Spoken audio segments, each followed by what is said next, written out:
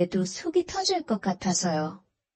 네, 이 결혼, 제가 좋아서 많이 매달려서 한 결혼입니다. 고향에서 남매처럼 지내오던 오빠의 대학교 동기였고, 그 고향 오빠와 가장 친한 친구라고 자주 저희 고향에 내려왔었거든요. 그러면서 한두 번 같이 합석하다 보니 제가 이 사람을 많이 좋아하게 돼서 그 고향 오빠한테 잘 좀 말해달라고 조르고 졸라 만남이 시작되었고, 그렇게 한 해 두 해 연애를 해오다가 결국 이렇게 결혼까지 하게 됐네요. 처음에 제가 적극적으로 아무리 들이대도 이 사람 별 반응이 없었어요. 도와달라고 청했던 그 고향 오빠도 도와주기는 했지만 왠지 시큰둥했고요. 그래도 진짜 친남매처럼 지내던 사람인데 제가 이런 부탁 처음으로 하는 건데도 도통 도와주질 않으니 고향 오빠한테도 많이 섭섭해했는데 그 고향 오빠가 걔가 그렇게 좋냐고 꼭 만나보고 싶냐는 말을 하길래 그렇다고 했거든요. 그 말이 조금 이해하긴 했지만 아무튼 그렇게 제가 좋아서 시작했고 사귀는 동안도 제가 더 좋아한다는 느낌을 지울 수가 없었습니다. 그래도 제가 너무 좋아했고 이 사람도 절 힘들게 하지는 않아서 결혼까지 하게 됐어요. 그런데 절 만나기 전에 남편이 엄청 진하게 여자친구를 사귄 건 진작 알았었거든요. 아직 저랑 남편이 연애관계까지 발전하기 전에 고향 오빠와 함께 가졌던 술자리에서 흘려서 몇 번 들었었어요. 아마 그 때문에 고향 오빠도 이 사람이랑 연결시켜주는 걸 망설인 것 같았어요.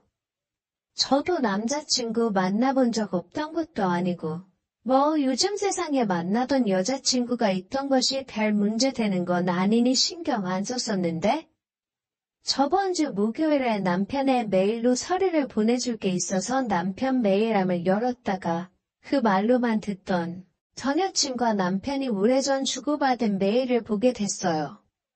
메일에도 폴더가 따로 설정이 되는 게 있더라고요. 여자 이름으로 폴더가 있어서 그래서 궁금함에 읽어봤는데 얼마나 소중했는지 폴더까지 따로 만들어서 보관을 했었을까요? 그런데 그렇게 메일을 보다가 제가 모르는 사실을 몇 가지 알게 됐어요. 그 여자분이 남편을 처음 사귈 때부터 많이 아팠고 그래서 그 여자분은 남편을 밀어냈지만 지금의 저처럼 남편이 엄청 매달려서 결국 사귀는 사이까지 된 것이더라고요. 그리고 그 이후 두 사람은 헤어진 게 아니었고 그 여자분이 얼마 안 가 죽었다는 거예요. 전 그냥 남편이 많이 좋아해서 사귀다가 헤어졌다고만 알고 있었는데 말이죠. 아무튼 그런 과거사는 사실 크게 상관없는데 주고받은 메일 중에 이런 내용이 있더라고요. 그 내용은 나중에 오빠 결혼해서 딸 낳으면 어떤 이름으로 하고 아들 낳으면 어떤 이름으로 하라고 한 내용이었죠. 자긴 오빠 아이 못 낳아주니까 이쁘게 아이들 낳아서 이쁜 이름 짓고 행복하게 살라고 하면서요. 이런 이름 이쁘지 않냐고. 그 메일에 있던 이름이 딸 낳으면 어떤 이름으로 하라던 그 이름이 지금 제 딸의 이름인 걸 알게 됐어요. 미치겠네요, 정말. 처음에 딸 낳고 남편이 아이 이름이라고 지어왔는데 이쁘긴 하더라고요. 장명소에서 안 짓고 이렇게 지어도 되냐니까 엄마 아빠가 지어주는 이름이 제일 좋은 거라고 하면서 자기가 말한 걸로 짓자고 우겨서 그렇게 했어요. 딸아이 이름이 이쁘기도 하고 뜻도 좋아서 그렇게 지었는데 이런 내용일 줄 몰랐네요. 도저히 모른 척 할 수가 없어서 제가 남편한테 다 말했거든요. 어쩌다 보니 당신 메일을 보게 됐고 그런 사실을 알게 됐다고 어떻게 나한테 그럴 수 있냐고 그동안 딸아이 보면서 나한테 미안하지도 않았냐고 따지면서 울고불고 미친 듯이 소리치고 발악했어요. 남편이 차분하게 말하더군요. 그 여자가 지어준 이름은 맞지만 이름이 너무 이뻐서 그 여자랑 상관없이 자기가 짓고 싶었던 거라고요. 한치의 죄책감도 없이 그 사람에 대한 미련 하나 없이 그저 우리 딸 이쁜 이름으로 평생 살게 해주고 싶어서 지은 이름이야 라고 하더라고요. 아무리 그렇게 말해도 전 너무 화가 나고 감정 조절이 안 되네요. 주말 내내 남편과 말도 안 하고 혼자 울고 있으니 다음 날 아침에 남편이 나가면서 딸 개명하고 싶으면 그렇게 하자고 하면서 또 근데 정말 자기는 사심 없이 이름이 이뻐서 지은 것이고 처음 그 이름을 들었을 때 너도 만족한 이름이지 않았냐고 정말 아무 의미 없으니 저한테 좀 더 생각해봐달라고 그렇게 말하고 나간대요. 저 어떡해요? 우리 딸은 또 어떡해요? 정말 눈물밖에 안 나요. 정말 문제가 말도 안 되는 일이라 생각해서 어디에도 말 못했던 터라. 정말 친한 친구한테도 말 못했었는데 너무 기분이 안 좋은 상태로 쓰다 보니 몇 가지 오해하실 만한 부분이 있어서 조금 부연 설명을 해드릴게요. 제가 쓴 사연을 다시 읽어보니 저만 남편을 좋아해서 결혼한 것처럼 쓴 것 같아서요. 저도 바보 아니고 저희 남편도 그렇게 나쁜 사람 아니거든요. 제 생각에 제가 남편보다 더 사랑한다고 느끼긴 했지만 이 사람 단 한 번도 지금까지 살면서 저한테 먼저 떠난 그 여자 그늘을 보인 적 한 번도 없었어요. 그러니까 제가 몰랐겠죠. 그 여자 그렇게 된 걸 말이죠.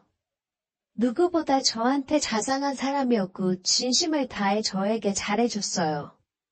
물론 지금도 마찬가지고요. 오히려 그래서 더 놀랐던 것 같기도 하고요. 이 일 터지고 나서도 남편이 나 몰라라 뒷짐지고 있었던 것은 아니고 저에게 많이 미안하다고 하며 저를 많이 달래주려고 했어요. 너가 이렇게까지 기분 나쁠 거라고는 생각 못했다고. 자기가 잘못한 거라고. 솔직히 몰라도 되는 문제라 말 안 한 것이고 말 안 한 건 잘못했다고 말하면서 말이죠. 시간이 지나고 마음이 누그러져 이렇게 생각하게 됐는지는 모르겠지만 그 여자도 그렇게 나쁜 뜻은 아닌 거 아닐까 생각이 들어요. 그 여자가 남편한테 자기를 잊지 않기 위해 꼭 아기 이름을 자기가 지어준 이름으로 지으라고 한 말은 아니고 정말 순수한 마음으로 본인이 아기를 낳을 수 없는 걸 알아서 자기가 이쁘다고 생각했던 이름을 남편은 미래에 아기를 가질 수 있을 테니 알려준 것 아닐까 싶어요. 하지만 제가 아직도 기분이 왔다 갔다 하는 이유는 아무래도 남편이 아직도 그 여자를 못 잊은 것 같다는 느낌과 딸 아이 이름을 지을 때부터 딸아이의 이름을 부르는 그 순간마다 그 여자를 생각했을 남편을 향한 배신감이 더 큰 것 같아요. 그 배신감에 생각만 해도 눈물밖에 안 나더라고요. 그 메일 보고 나선 제가 정신 차리고 맨 정신에 멀쩡하게 생각할 수 있는 상태가 아니었습니다. 어제 저녁 퇴근해서 온 남편과 아이를 재우고 차분히 말을 하기 시작했어요. 남편은 분명 그 여자를 좋아했던 것도 사실이고 자기가 나한테 주었던 그 이상의 감정을 줬던 것도 같다. 하지만 그녀는 이제 추억이니 좀 더 제 마음속에서 확대 해석된 걸 수도 있고 지금 자기가 사랑하는 건 저라고 말하면서도 딸아이의 이름은 정말 별개의 문제인 것이라고 철벽을 치더라고요. 그 여자를 못 잊어서가 아니라 단지 그 이름이 너무 예뻐서 지은 거라고 말이죠. 말 안 한 것은 몇 번이고 사과를 하더라고요. 지금 자기가 같이 있는 사람은 저고 앞으로도 같이 있고 싶은 사람도 저라면서 그 여자 생각하면서 저랑 같이 사는 거 아니니 그런 걱정은 하지 말라고요. 자기 그런 사람 아닌 거 잘 알지 않냐고 하는데도 제 눈에서는 계속 눈물만 나더라고요. 저도 알아요. 저희 남편이 속으로 다른 생각하는 사람이 아닌 거. 하지만 그 이름을 메일에서 발견했을 때 아직 정리하지 못했다는 배신감과 남편에 대한 가여움과 미안함의 말을 이을 수 없었어요. 아이를 걸고 자긴 한치의 죄책감도 없는데 물론 이름 지을 당시 그 이름을 선택할 당시 잠깐 그 여자를 생각했던 건 맞지만 그 후에 아이가 자라는 걸 지켜보는 것과 우리가 같이 꾸린 가정의 행복한 맛에 단 한 번도 아이 이름으로 그 여자를 떠올린 적은 없다고. 혹시라도 제가 힘들면, 그리고 그게 저와 아이를 위하는 길이라면 자기도 고집 부리지 않겠다고 더 늦기 전에 하루빨리 개명하자고 말해주더군요. 그러고선 아이 방에 가서 밤새 찡찡대는 아이 달래면서 누워있네요. 아직 전 확실히 모르겠습니다. 하지만 하나 확실한 건 어떤 결정을 하더라도 아이를 위하자는 생각입니다. 제가 힘들다고 해서 무작정 아이 이름을 하루아침에 바꾸는 건 안 될 것 같아서 아이 입장에서 생각해주려고요. 아이가 자주 자기 이름을 사람들이 이쁘다고 했다고 자랑했었거든요. 자기 이름을 유독 좋아하는 아이라 선뜻 제 좋을 대로 하지 못하겠네요. 남편이 저렇게 진심으로 얘기하는데 그것도 믿고 싶고요. 남편을 믿을 수 있을 것 같기에 제가 그 이름으로 더 힘들지 않을 것 같은 생각이 드네요. 하지만 그러면서도 순간순간 느껴지는 그 찝찝함을 못 이겨낼 것 같기도 하고요. 정말 잘 모르겠어요. 좀 더 시간을 두고 천천히 생각해보고 싶어요. 저의 사연 들어주셔서 정말이나 어린 여동생이 한 명 있습니다. 신우는 아직 대학생이고요. 원래도 여동생 끔찍하게 챙기는 거 알고 있었지만 그만큼 저한테도 사소한 것들 잘 챙겨주며 배려해주는 모습에 결혼을 결심했어요. 부모님이 안 계시다는 게 흠이라지만 저나 친정 부모님한테는 흠도 아니었습니다. 그런 거 별로 신경도 안 썼고요. 연애는 짧게 1년 했지만 친정 부모님도 괜찮은 사람인 것 같다고 결혼을 흔쾌히 허락해 주셨습니다. 지금 다시 돌이켜 생각해보니 결혼 준비하면서도 조금 이상했던 것 같아요. 제일 처음 남편의 정장을 보러 간 날에 신우가 따라왔습니다. 웨딩 플래너가 장래희망이라는 이유로 미리 체험해보고 싶어서 따라 나왔다고 했습니다. 식장 보러 갈 때도 제 드레스를 보러 갈 때도 같이 갔습니다. 사실 그런데 예비 신우 데리고 다니는 게 불편하기는 했는데 남편이 하나뿐인 자기 가족인데 어떻게 좀 안 되냐고 쩔쩔매며 부탁하는데 거기다가 안 된다고 할 수가 없더라고요. 신혼집을 알아보러 다닐 때에도 이상하리만치 대중교통편에 집착을 했는데 그것 또한 미리 계획했던 거라는 느낌을 지울 수가 없었습니다. 저야 자가용이 있으니 차를 타고 출근하면 되지만 같은 서울이라도 출근 시간대에 차 막히고 하면 부지런히 일찍 준비해야 되거든요. 남편 회사도 제가 다니는 회사 비슷한 곳에 있어서 같이 출근하면 됐는데 회사에서 조금 먼 쪽에 집 위주로 보러 다니자고 하는 거예요. 그때 이럴 거라고 생각도 못했으니 남편이 재개발 호재가 있고 투자 가치가 높은 지역이라는 말에 그렇겠거니 생각했습니다. 그런 거 저는 관심도 없었고 잘 몰랐으니까요. 그래서 회사에서 멀리 떨어진 곳에 신혼집을 구하는데도 정말 미래를 생각해서 투자할 만한 곳에 집을 얻은 거라 생각했어요. 신혼집 차리고 얼마 지나지 않아서 남편이 조심스레 저에게 말을 꺼냈습니다. 신호학교가 버스 타고 20분도 안 걸리는 거리에 있는데 대학교 졸업할 때까지만이라도 신혼집에서 같이 지냈으면 어떤가 하고요. 아무리 남편 여동생이라고 해도 아직 신혼이고 저한테는 평생 남이나 마찬가지였는데 당연히 그런 부탁이 달갑지가 않았어요. 어쨌든 신우가 학교 다니면서 학비는 스스로 아르바이트를 해서 벌고 있다고 들었는데 자취하는 돈은 남편이 어느 정도 보태주고 있었다 하더라고요. 결혼하게 되면서 저한테 책 잡히기 싫어서 지원을 끊었는데 졸업이 가까워오는 가운데 학업과 아르바이트를 동시에 병행하기 너무 힘들어한다고 사정사정을 하는 바람에 결국 그렇게 하자고 했습니다. 그때 어떻게 해서든 반대를 했었어야 하는 걸까요? 아니, 그때 반대했어도 소용없는 일이었을까요? 신우가 대학교 졸업반이었기 때문에 1년 정도 뭐 어려울 게 있겠나 하고 결국 허락을 하고 말았습니다. 처음에는 불편할 거라고 생각했는데 신우가 그래도 학교 다니면서 쭉 아르바이트를 해와서 어느 정도 사회생활 경험이 있어서 그런지 저를 정말 잘 따르더군요. 언니 거리면서 자기는 신우들이 시짜짓 하는 거 원래부터 꼴보기 싫었다고 하면서 학교 쉬는 날이면 집 청소부터 기타 집안일을 싹 다 해놨어요. 제가 나이 어린 남편 동생 부려먹는 기분이라고 하지 말라고 했는데도 새언니가 도와주고 계시는데 자기가 맨입으로 쓱싹 할 수는 없다고 하면서 자기 마음 편하자고 하는 거니까 절대 불편해하지 말라고 말했습니다.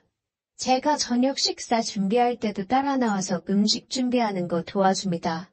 원래는 엄마랑 했어야 하는 건데 자기는 그래 본 적이 없다며 저랑 같이 준비하는 게 즐겁다고 하더라고요. 그렇게 저를 잘 따르는 신우를 보니 저도 어느 정도 마음의 문을 열게 되었는데 신우가 저희 집에서 얹혀 사는 생활이 조금 익숙해진 건지 조금씩 본 모습을 보이기 시작했습니다. 남편이 회사 업무상 출장이 잦은 편인데 3일짜리 장기 출장을 다녀온 남편이 돌아오자 보고 싶었다며 문 열고 들어오는 남편한테 달려들어 와라 감기더라고요. 그냥 남매가 우애가 좋아서 그런가 보다 하고 넘기기에는 남편이 신우를 안아주는 모습이나 그런 것들이 약간 위화감이 느껴질 정도로 이상했습니다. 그 위화감을 느꼈을 때쯤 알게 된 건데 신우는 남편이 출장에서 돌아올 때마다 집에 내내 있었는데도 화장을 하고 있었고 옷도 굉장히 얇게 입고 있다는 걸 깨달았어요. 그 이후부터 의도를 알 수 없는 두 사람의 일거수일투족이 굉장히 신경 쓰이기 시작했습니다. 하루는 신우가 저녁 늦게 들어온 날이 있었는데 남편이 신경이 쓰인다고 잠도 안 자고 거실에 앉아서 기다리고 있더라고요. 신우가 5살 먹은 애도 아닌데 늦게 온다고 기다리고 있는 게 조금 수상했어요. 그래서 저는 먼저 들어가서 잔다고 하고 방에 들어가기를 쫑긋 세우고 기다리고 있었습니다.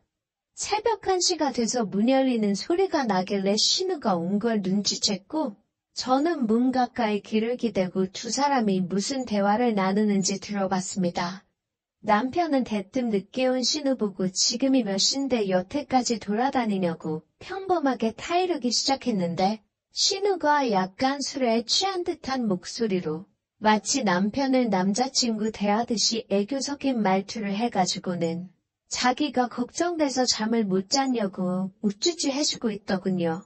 남편이 화가 난 목소리로 혹시 너 남자친구 생긴 거냐 따졌고 신우는 그걸 장난치듯이 아니라면서 얼버무리더라고요. 그러다 남편이 뜬금없이 신우에게 향수 바꾼 거냐고 물어보고 신우는 잘 어울리냐며 한번 맡아보라고 하더라고요. 그리고 두 사람이 조용해지고 신우가 간지럼을 참는 듯한 웃음소리를 내길래 제가 참을 수가 없어서 자다가 물 마시러 일어난 것처럼 연기하며 문을 열고 나왔습니다. 그리고 제가 본 충격적인 광경은 남편이 신우 목덜미 근처에 코를 박고 정말 새로 바꿨다는 향수 냄새를 맡고 있더라고요. 향수 냄새를 맡아본다기에는 너무 정달한 모습으로 있던 두 사람이었지만 그렇다고 이상한 장면을 목격한 게 아니기 때문에 저는 아무것도 모르는 척 저녁이 늦었으니까 이제 그만 자라고 하고 원래 물 마시러 나오려고 했던 것처럼 물 한 잔 마시고 다시 방으로 들어갔습니다. 침대에 누워있으니 이런저런 생각이 머릿속에 왔다 갔다 하는데 남편이 제 등 뒤로 바싹 기대 누워서 짓궂은 장난을 치더라고요. 괜히 저한테 보여서는 안 될 걸 들켜서 그런 것처럼 하는 게 다 티가 나서 피곤하다고 하고 남편을 떨쳐냈습니다. 남편은 제가 향수를 바꿔도 단 한 번도 눈치챈 적이 없었는데 신우 향수 냄새는 기억이라도 하고 있던 것처럼 있던 일이기 때문에 저의 의심은 점점 커져만 갔습니다. 그리고 얼마 전 남편이 해외 출장이 잡힌 날이었습니다. 3주 일정으로 결혼 후에는 처음으로 그렇게 길게 장기 출장을 나가게 된 건데 비행기 시간이 저녁 비행기밖에 없어서 저녁에 출발을 하게 되어서 아침에 저 혼자만 출근하게 되었어요. 그래서 저도 오랫동안 남편이 집을 비우는데 점심이라도 먹여서 보내야겠다 하고 반차를 내고 집으로 돌아오는 길이었습니다. 신우는 학교가 있을 시간이었고 저는 깜짝 놀래켜줄 요량으로 남편에게 퇴근한다는 말을 따로 하지 않고 집으로 향했습니다.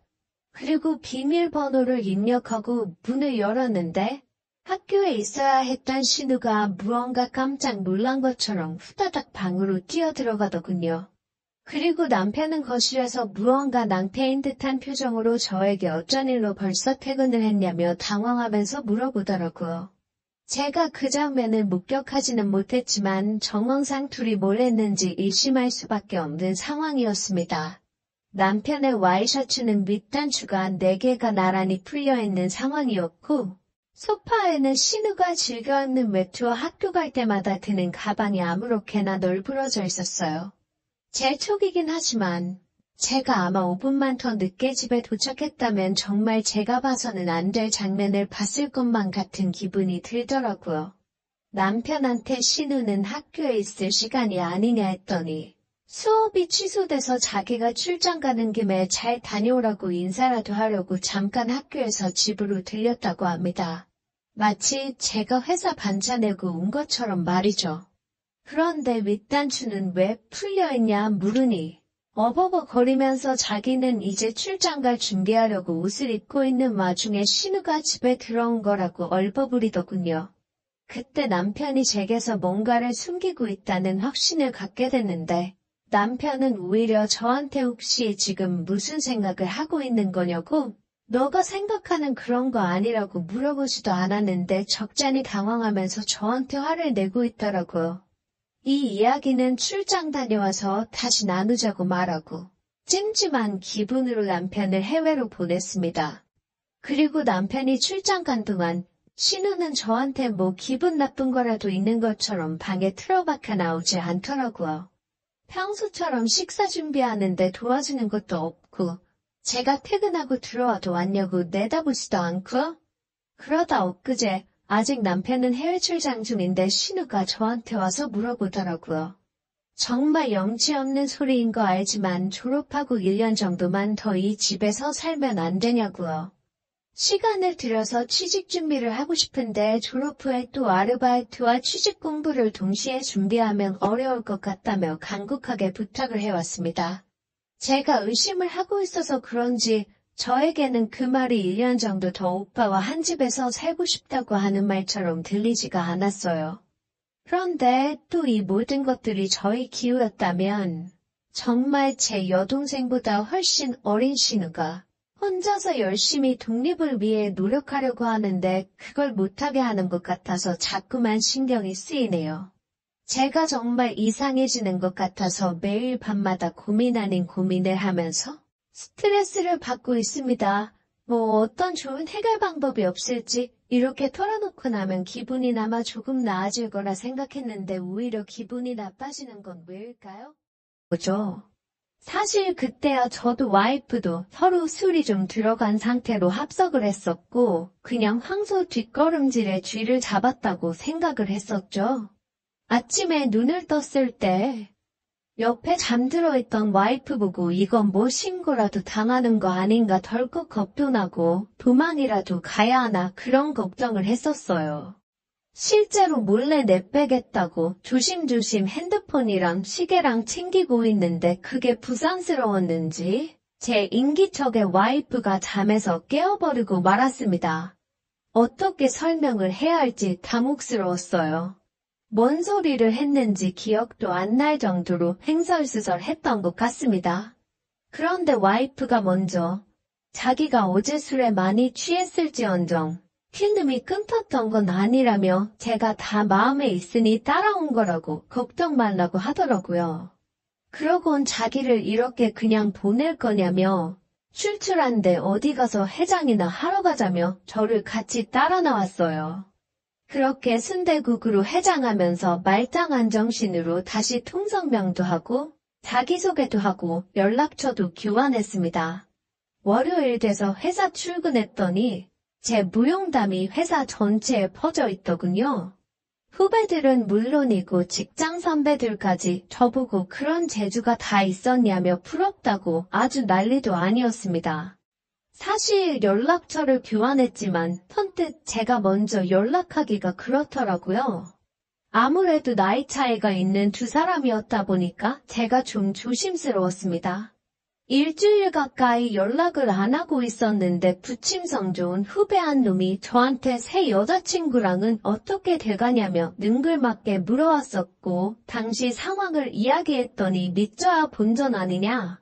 남자가 먼저 연락하는 게 당연한 거 아니냐며 저를 부추겨서 그렇게 처음 연락을 하게 되었습니다. 전화를 한 건 아니고 문자를 보냈는데 토요일에 헤어지고 나서 금요일에 연락하는 사람이 어디 있냐며 뭐 손가락이라도 부러진 줄 알았다고 곧바로 답장이 오더군요. 그렇게 다시 연락을 주고받는 사이가 되었고 꽤나 자주 만나게 되었죠. 처음이 너무 빨라서 그랬나 두 번째는 오히려 더 오래 걸렸습니다. 퇴근하고 만나 같이 식사하고 주말에 영화도 보러 가고 차 타고 멀리까지 나가 분위기 좋은 데도 다녀오고 거의 연애하는 거나 마찬가지인 사이가 되어 있었죠. 하지만 선뜻 어디서 쉬었다 가자 하는 말을 꺼내기가 너무 어려웠었는데 아내가 자기는 저랑 다르게 한참 때라 올해는 못 참는다며 먼저 저돌적으로 나왔고 그렇게 두 번째 역사를 쓰게 되었습니다. 그리고 그날 이후 얼마 지나지 않아서 결혼 준비를 시작하게 되었습니다. 제 나이 38이었고 와이프는 21살이었어요. 갑작스럽게 결혼을 결정한 이유는 예상하셨을 수도 있지만 두 번째 역사를 쓰고 나서 속도 위반을 해버리고 말았거든요. 급하게 결혼을 준비하게 되면서 장모님이 저랑 나이가 고작 5살 차이밖에 나지 않는다는 걸 알게 되었습니다. 그제서야 와이프와 제 나이 차이가 얼마나 많이 나는가 실감이 나더라고요. 장모님 또한 와이프를 엄청 젊은 나이에 가졌는데 그것에 얽힌 이야기도 알게 되었어요. 장모님 혼자서 아내를 키워냈다는 사실을 말이죠. 아내는 아버지 얼굴도 모르고 살았다고 하더군요. 워낙 어릴 적에 아버지라는 사람이 처자식 버려놓고 야반도주를 했다고 하니까 말이죠. 그래서 그런가 장모님은 제가 끝까지 와이프를 책임지겠다는 말에 저를 엄청 좋게 봤습니다. 누구랑 다르게 책임감이 넘친다며 우리 딸을 잘 부탁한다고 했거든요. 결혼을 하면서 가장 부담스러웠던 게 장모님이었습니다. 제가 아내랑 17살 차이가 나는 데 비해 장모님하고는 고작 5살 차이밖에 나지 않았다 보니 같은 대화를 나누더라도 장모님하고 오히려 공감대가 더 많았어요. 심지어 어렸을 때 좋아했던 가수까지 똑같더군요.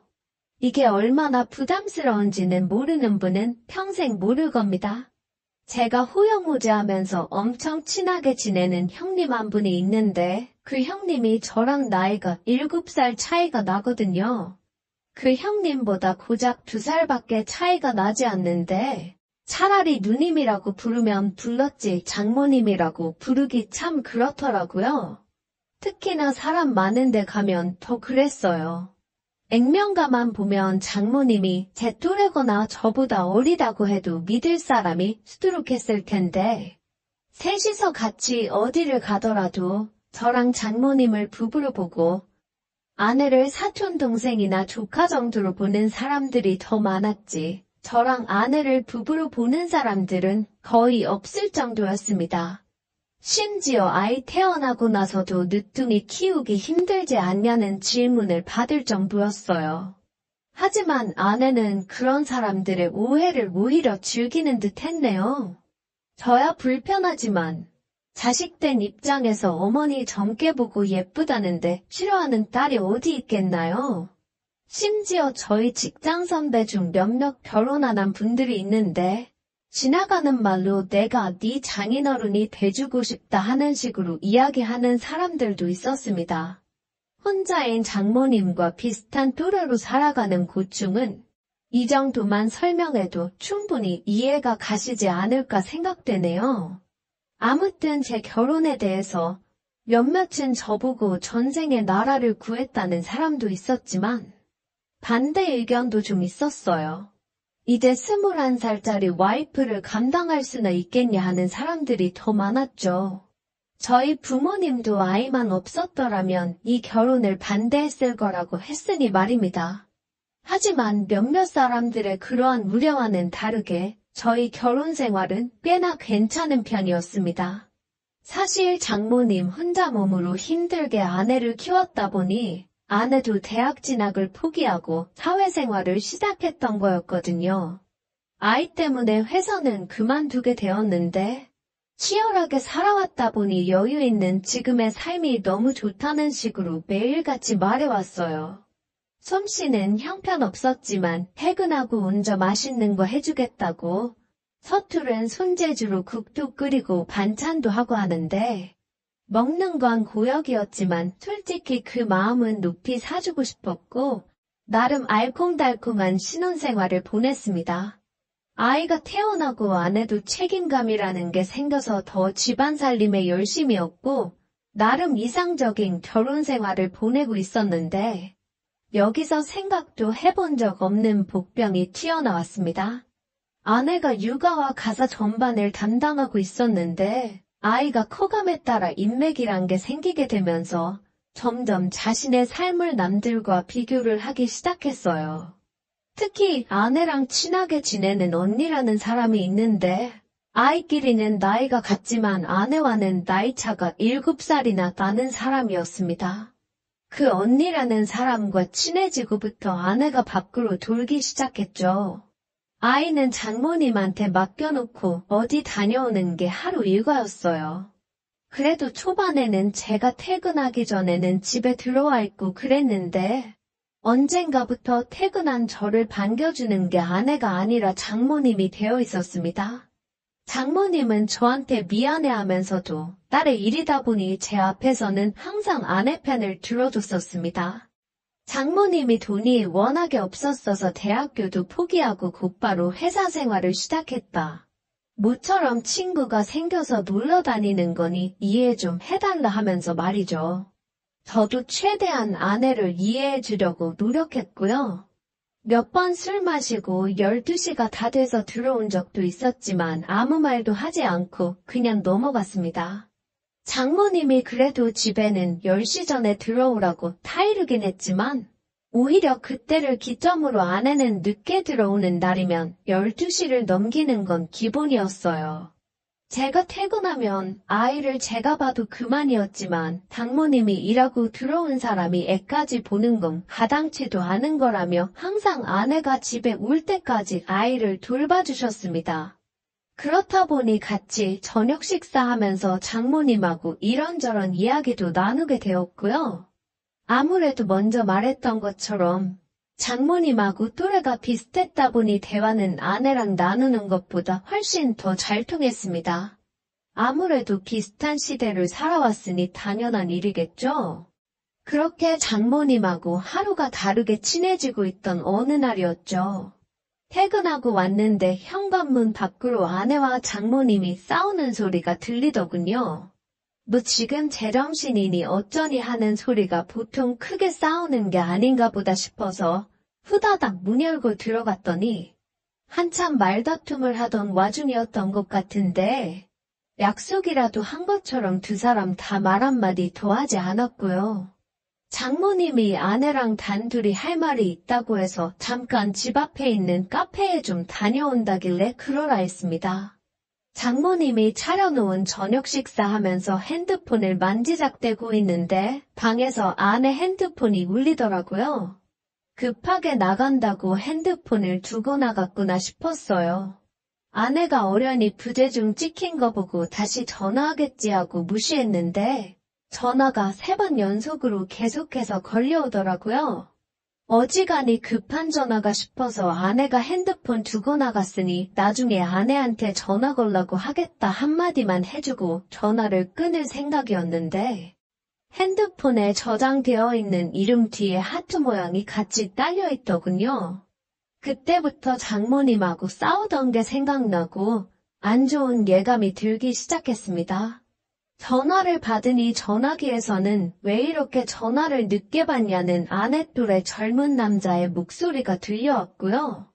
그제서야 아내가 그동안 밖으로 돌면서 뭘 하고 다녔는지 딱 알겠더군요. 장모님도 아마 그 사실을 알아내서는 아내 보고 정신 차리라고 한마디 했었을 테고요. 그 길로 저는 전화기 들고 아내랑 장모님 가 있는 카페로 튀어나갔습니다. 아내한테 전화기 던져주면서 전화 걸려온 사람한테 전화해보라고 했습니다. 아내는 그때부터 눈물을 펑펑 흘리기 시작하더니 자기가 어떻게 된 것 같다며 용서해달라고 싹싹 빌기 시작했고요. 장모님은 사람들 눈 많은데 집으로 다시 자리를 옮기자고 해서 집으로 돌아왔네요.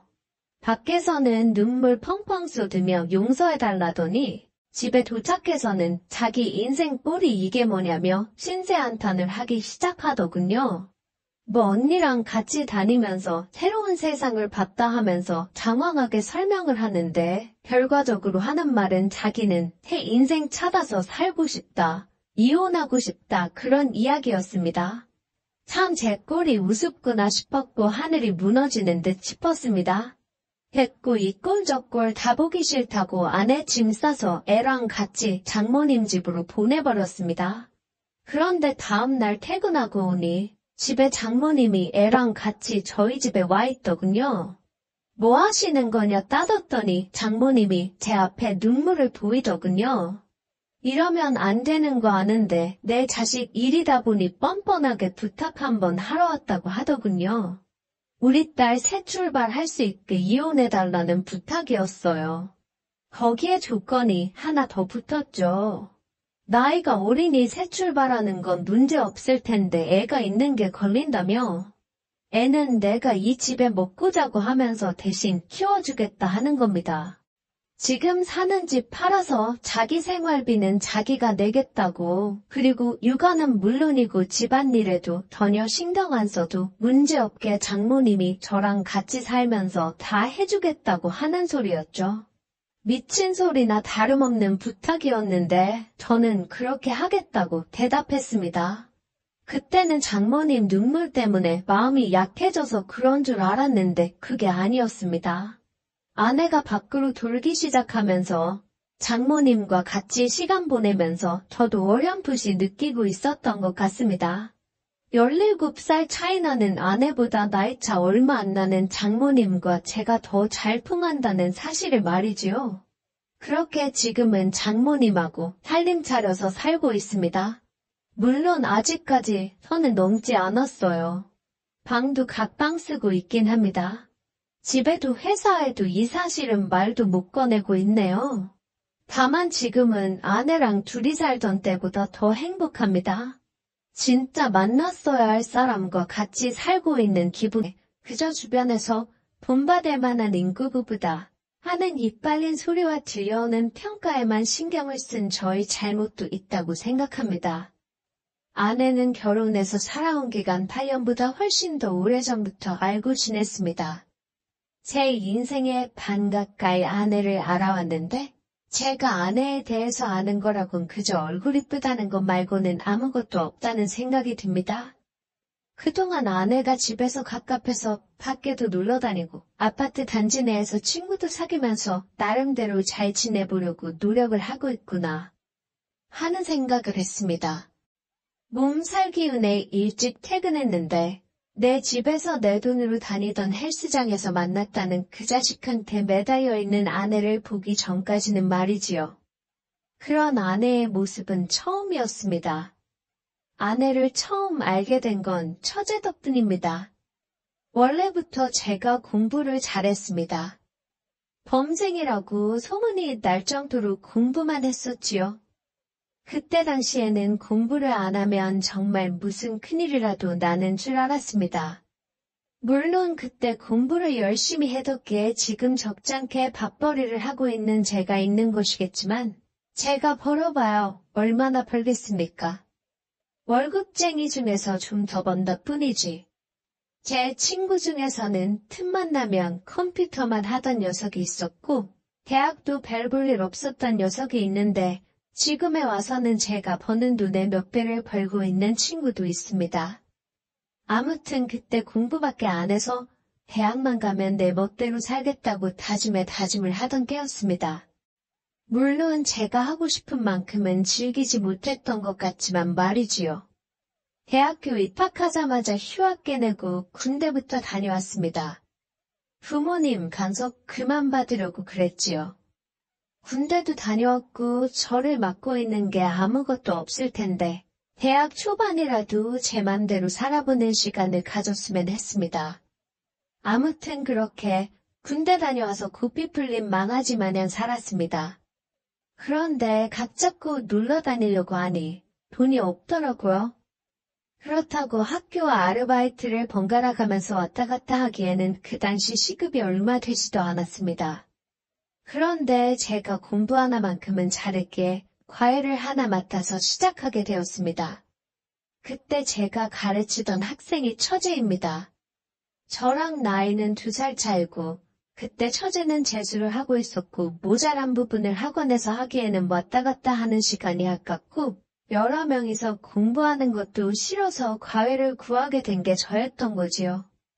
군대 때문에 공부에 공백은 있었지만 고작 2년 공부 쉬었다고 해서 까먹을 만큼 공부를 적게 한 게 아니었기 때문에 가르치는데 어려운 건 없었습니다.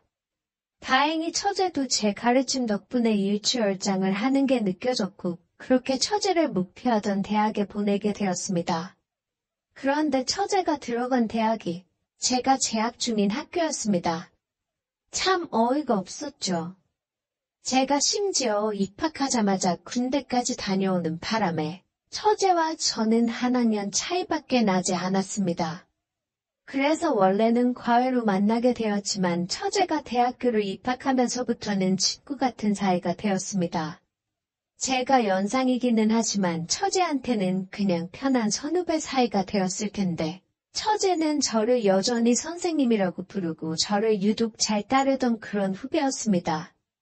그때까진 처제의 마음도 모르고 있었지요. 아무튼 그렇게 대학생활 하다가 직장 준비를 하게 되고 제가 목표로 하던 회사가 있었기에 취직 준비하는데 조금 시간을 쏟았습니다. 다음 해가 될 때까지 직장을 구하지 못했고 졸지에 그때 졸업한 처제와 같이 취직 준비도 시작하게 되었습니다. 원래는 아내보다 처제와 더 친했지요.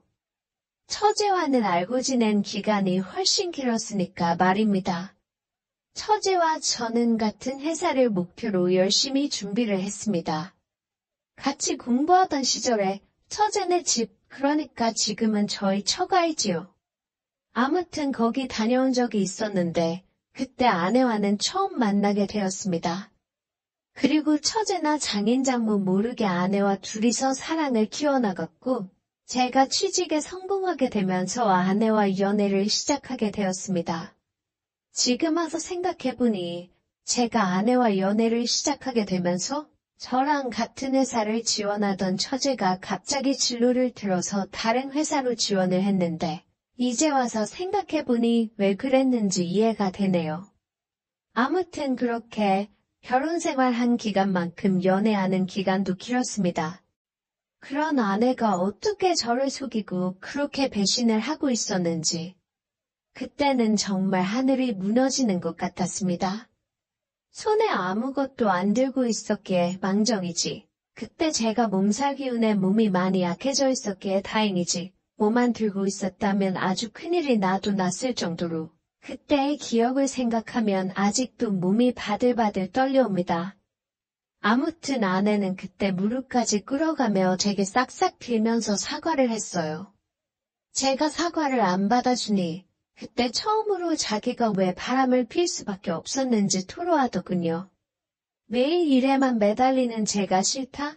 일에 지쳐 돌아와서는 자기 할 것만 하고 픽 쓰러져 끝내버리고 등 돌려 누워서 잔 게 누구냐 하면서 아내는 아내 나름대로 저와의 시간을 기대하고 있었을 텐데 그동안 제가 돈 벌어온다는 이유 하나만으로 가정을 돌보지 아니했던 겁니다. 아내가 다른 사람이랑 붙어먹는다고 해서 무조건 아내만 잘못했던 게 아니었던 거죠. 그래서 아내와는 그때 대화로 잘 풀었습니다. 외롭게 만들어서 미안하다. 이제는 나도 잘하겠다 하고요. 솔직히 말하기 민망합니다만 아내는 사실 좀 알고 그때부터 먹던 트레이너 놈이 더 생각이 났나 봅니다. 극적으로 아내와 화해를 한 지 2달이 채 지나지 않아서 저희 집 베개 밑에서 나와서는 안 될 포장지를 제가 찾아냈거든요. 아내에게 이게 뭐냐 물으니 대답을 못하다가 제가 아파트 카메라 한번 다 뒤져볼까 으름장을 놓아서 결국 그 자식을 다시 만났다는 자백을 듣게 되었습니다. 진짜 충격적이었지요. 내 잘못이라고 생각해서 아내와 잘 해결하고 있다 생각했는데 아내는 그냥 저한테 만족을 못했던 겁니다.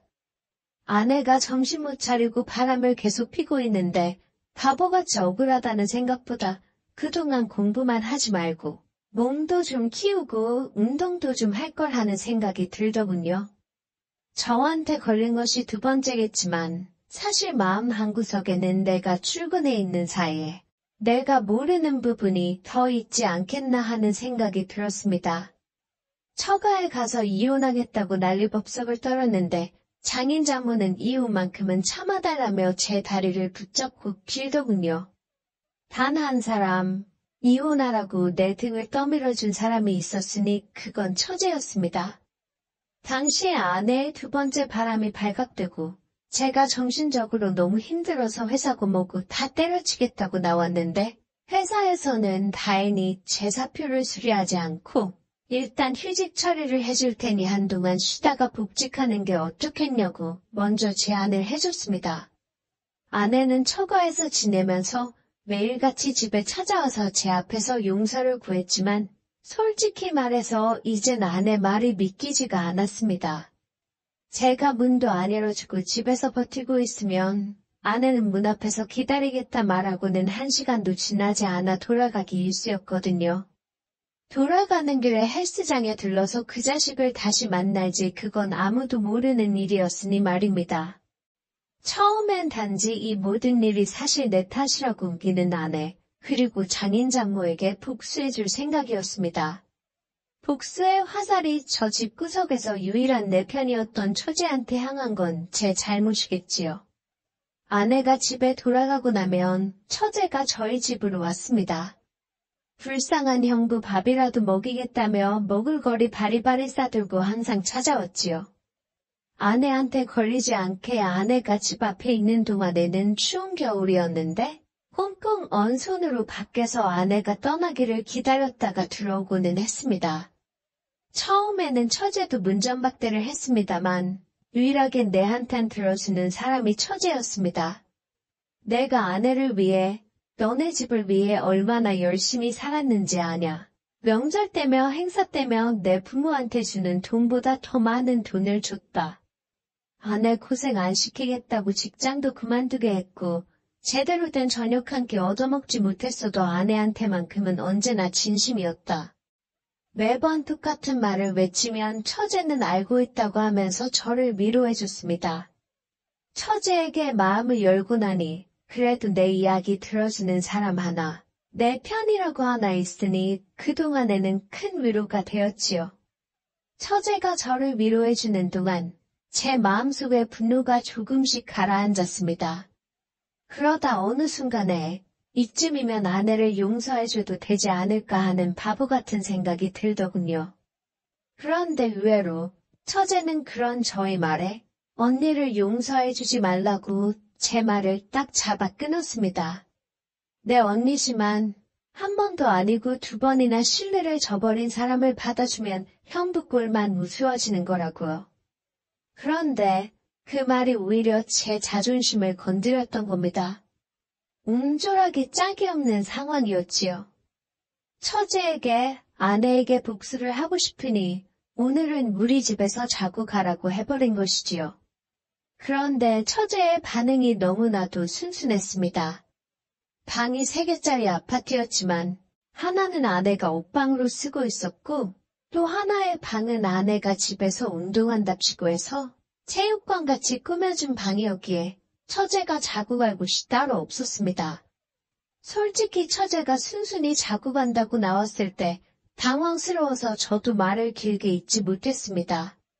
처제한테 그러면 방에서 자라고 말하고 저는 이불 몇 개 들고 나와서 거실 소파에 자리를 만들어 거기에 누웠습니다. 처제가 자기가 소파에서 자도 된다고 했는데 제가 마음이 불편해서 안 되겠다고 말하니 세상 심각한 표정으로 있던 처제가 웃으면서 형부는 처음 봤을 때부터 변한 게 하나도 없다며 미소를 짓더군요. 처제는 제가 처제 재수를 도와줄 때부터 저한테 마음이 있었다는 놀라운 사실을 말해주더군요. 일부러 학교도 저와 같은 학교로 지원했던 거고 같이 취직 준비하면서 같은 회사를 준비했던 것도 저와 더 오래 함께했고 싶었기 때문이랍니다. 그런데 제가 아내와 연애를 시작하게 되면서 처제의 꿈은 산산조각이 나버린 것이지요. 그때는 제자이자 선후배, 오히려 친구에 더 가까운 처제였기에 처제의 그런 마음은 눈치도 채지 못했었습니다. 괜한 말을 들으니 잠이 더 안 오더군요. 거실에 불은 꺼져 있어서 어둠밖에 없었는데 희미하게 보이는 천장의 어둠 속에서 어찌나 말똥말똥하게 보이던지. 그런데 처제가 저를 부르더군요. 손살같이 방으로 들어가니 소파에서 자면 허리 아프지 않냐면서 침대도 넓은데 그냥 옆에서 자라고 하더군요. 자기도 긴장이 돼서 못 자겠다고 차라리 같이 있으면 마음이 진정이라도 되겠다면서요. 불가항력에 이끌려 저는 그렇게 방으로 다시 들어가게 되었고 그날 저녁에 처제의 오랜 기다림에 응해줄 수 있었습니다. 옆에 누워있는 처제는 저를 똑바로 쳐다보지 못했고 천장을 보면서 넌지시 말을 꺼내더군요. 처제는 하루빨리 제가 아내와 이혼하고 자기는 저를 위해서라면 가족도 등질 수 있으니 둘이서 행복하게 살면 안 되겠냐 물어왔습니다. 언니나 자기 부모님이나 솔직히 형부의 경제적 지원이 없으면 어떻게 제대로 살 수도 없는 사람들이라고요. 자기가 그 사람들 버리고 형부와 함께하면 그 사람들은 스스로 망하지 않겠냐고 하면서 그게 제가 할 수 있는 최고의 복수가 아니겠냐 하더군요. 다음 날 아침에도 아내가 어김없이 저에게 용서를 구하러 찾아왔습니다. 처음으로 아내가 기다리던 집 앞에 현관문이 열렸는데 문 앞에 다른 사람이 아니라 자기 동생이 나오니 아내가 엄청 당황하더군요. 어떻게 둘이 그럴 수가 있냐며 사람이 어떻게 그러냐고 소리를 지르는데 솔직히 저는 그 상황이 통쾌했습니다. 믿음을 배신한 결과를 그 기분이 어떤지를 끝내 아내에게 보여줄 수 있었으니 말입니다. 지금은 아내와 결혼 생활을 시작한 내 집에서 아내가 아닌 다른 사람과 살고 있습니다. 이제는 내 행복을 찾을 때라고 생각하고 이 결정에 대해서 절대 후회하지는 않습니다. 그 상처는 벌써 다 치유가 된 것 같고 부장님 덕분에 휴직했던 회사도 다시 나가서 경제활동하고 있습니다. 처음에는 아내를 향한 복수나 마찬가지였겠지만 이제는 제가 제 짝을 찾은 거라고 생각하고 있습니다. 시간을 돌릴 수만 있다면 아내에게 고백을 하기 전인 그때로 돌아가 없던 일로 만들고 진짜 행복한 삶을 위한 선택을 내렸을 겁니다. 하지만 이렇게 지내는 지금도 나쁘지만은 않네요. 또 찾아주셔서 감사합니다.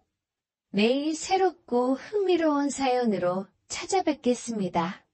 구독과 좋아요 잊지 마시고 다음 사연으로 다시 찾아뵙겠습니다. 감사합니다.